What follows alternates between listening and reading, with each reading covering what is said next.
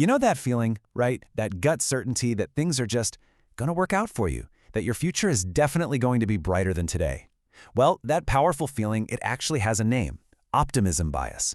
So let's dive into this fascinating little quirk in our thinking that, believe it or not, shapes almost every decision we make. It all kicks off with a feeling that every single one of us knows really, really well. It's that inner voice that just says, hey, don't worry, you've got this. It's this deep-seated, universal belief that our own story, yeah, it's heading for a happy ending. Deep down, most of us are just wired to expect success. It's our default setting. You apply for a job, and you're already picturing your first day, aren't you? You start a new diet, and you're absolutely convinced this is the time it's going to stick. It's just a totally natural, totally human place to start. And of course, right along with expecting success, we tend to mentally, smooth out the road ahead. We can see that finish line so clearly, but our brain just kind of conveniently hits the delete button on all the potholes and detours that are almost guaranteed to pop up along the way. Now, don't get me wrong, this feeling is an incredible motivator. It feels like pure justified confidence. But here's where it gets tricky.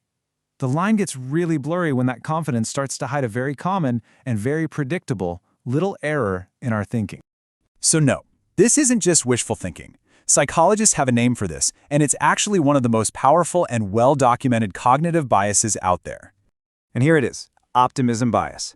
It's basically our brain's habit of thinking our own personal future is going to be way rosier than statistics would suggest. We believe good things are more likely to happen to us, and all the bad stuff, well, that's more likely to happen to other people. It's a pretty powerful filter on how we see the world. And this isn't some abstract theory you read about in a textbook. Oh no, it subtly weaves its way into our decisions every single day. Let's look at a few ways it pops up. Just think about the last project you started. It could be a home renovation, a report for work, anything. You probably pictured it going perfectly, right? Hitting all the deadlines, maybe even coming in under budget. That's the optimism bias painting this beautiful, smooth picture, making us completely forget that in the real world, delays and problems are the norm, not the exception. This one shows up all the time when we think about health and safety. We all know car accidents happen, we all know people get sick, but our internal monologue, it often sounds a lot like this, doesn't it? We see the risk for everybody else, but on a personal level, we feel strangely immune, like we have an invisible force field. And when it comes to our finances, wow, this bias can be incredibly costly. It's that little voice that tells you a certain stock is a sure thing, making you totally overestimate the potential returns. It makes the absolute best-case scenario feel like the most likely scenario, and that is a dangerous game to play with your money.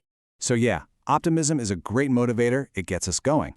But what happens when it's completely unchecked? Well, this is the point where that helpful, hopeful feeling can actually turn into a real problem. Our brains probably evolved this bias for a good reason. It stops us from being completely paralyzed by anxiety about the future, and it encourages us to take action. But the danger zone is right here. It's when that good feeling of hope becomes a substitute for actual real-world planning. I mean, when we're blinded by this stuff, we just don't prepare for trouble. We take bigger risks. We might even see a little red flag, a warning sign, and just brush it aside because it doesn't fit our happy story. And this leads to a pretty nasty cycle of false confidence, followed by a big letdown. Okay, so the bias is real, it has its dangers, but the answer is not to become a total pessimist. Not at all. It's about balancing our natural optimism with a healthy dose of realism. So let's open up the toolkit for smarter thinking.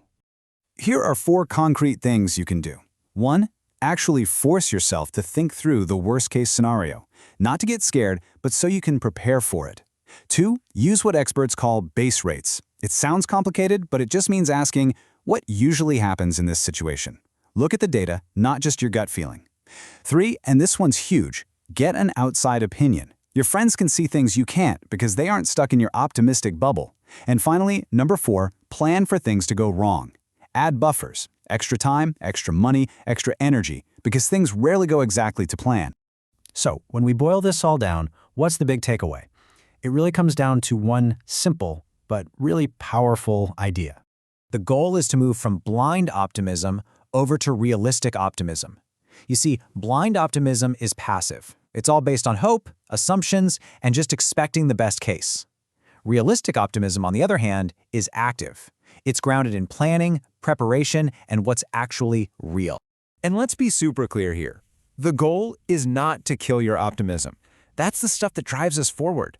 The goal is simply to stop being blindly optimistic. So by all means, hope for the best, but always, always prepare for what's real.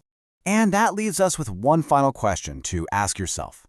Take a second and think about your own life, your own goals. Where is your optimism serving you well, and where is it maybe costing you? Just recognizing that difference, that's the first most important step to making smarter decisions.